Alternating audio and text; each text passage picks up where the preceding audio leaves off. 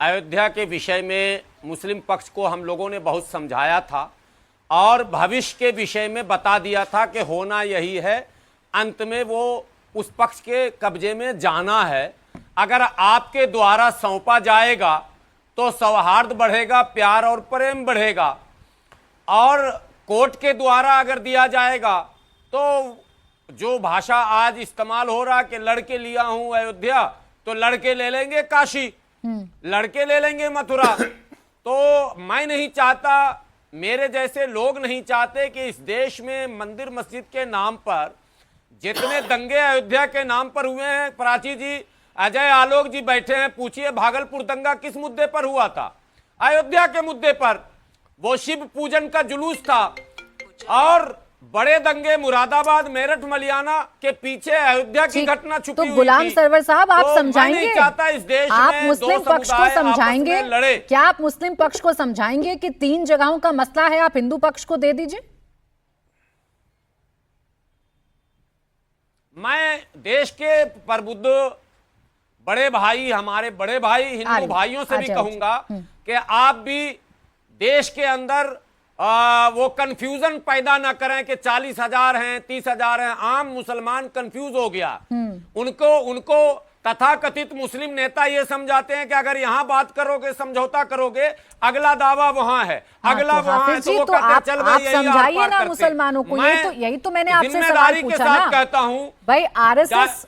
RSS की तरफ से बयान आ गया, हिंदू पक्ष से बयान देता है कि 3 जगहों पर हमारा प्रमुख दावा है, इन 3 जगहों को अगर आप हमें दे देंगे तो हर जगह मस्जिद में शिवलिंग नहीं खोजी जाएगी, हर जगह पर खुदाई नहीं की जाएगी। लेकिन इस बात को समझाने में असफल है ना आप जैसे लोग भी। अब रोहित अग्रवाल जी, फिर आलोक जी। मैं बिल्कुल, देखिए प्राची जी, बिल्कुल प्राची जी 10 सेकंड बोले, जल्दी बोले। मैं निजी तौर पर बहैसियत भारतीय मुसलमान के कह रहा हूं कि बिल्कुल मुस्लिम पक्ष को बैठकर इस समाधान को स्वयं कर देना चाहिए। ठीक है, डन। अपने हिंदू भाइयों के साथ बैठना चाहिए और इसका दायमी जो बात आप खुलकर कह रहे हैं वो अनुराग भदौरिया जी नहीं कह पा रहे थे। वो तो अदालतों की तरफ देख रहे थे। अब अनुराग भदौरिया जी इस पर अपना स्टैंड रखें। लेकिन उससे पहले रोहित अग्रवाल जी, आपकी आवाज उस वक्त ब्रेक हो रही थी सर। इसका समाधान खोजने के लिए सब तैयार है, लेकिन राजनीति मिक्स होती है, सब खराब हो जाता है। नहीं, बिल्कुल सच्चाई यही है प्राची जी, क्योंकि ये सामाजिक मुद्दा है और सामाजिक मुद्दे का जो समाधान होना चाहिए वो सामाजिक संस्थाओं के द्वारा होना चाहिए। कहीं ना कहीं अगर दोनों पक्ष बैठ के और अगर एक कोर्ट के मीडिएशन सेंटर में बैठ के अगर वो बात कर लें तो उससे बेहतर कुछ नहीं हो सकता है, क्योंकि ये आपसी भाईचारे को भी कहीं ना कहीं बढ़ावा देगा और ये एक बड़ा संदेश देगा।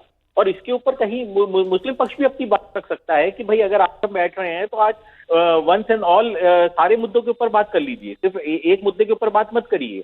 तो ये जो है इसके अंदर जैसे जैसे राजनीति घुसेगी वैसे वैसे प्रॉब्लम होगी। क्योंकि देखिए यहाँ समाजवादी पार्टी वाले के आपने देखा ना, उसके मुंह से आवाज नहीं निकल रही है, क्योंकि कारण क्या है, उनको राजनीतिक रोटियां सेकनी है, उनको वोट पोलराइजेशन करना है।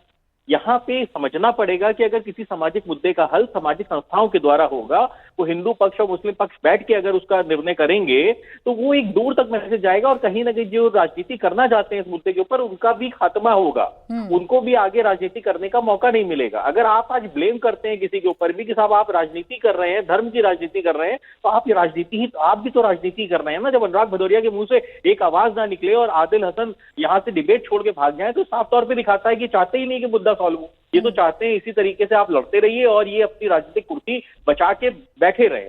तो सच्चाई यही है कि अगर मीडिएशन से और सामाजिक संस्थाओं के द्वारा इस मुद्दे को का निष्कर्ष अगर निकाला जाएगा तो मुझे लगता है एक बेहतर निष्कर्ष होगा और बेहतर रिजल्ट आएगा। भाई जवाब देंगे अनुराग भदौरिया जी, सबकी निगाहें उन्हीं की तरफ है। मंदिर पक्ष की पैरवी करने वाले लोगों और हिंदू संगठनों से विनती है जी कि वो भी कंफ्यूजन को ना बढ़ने दें।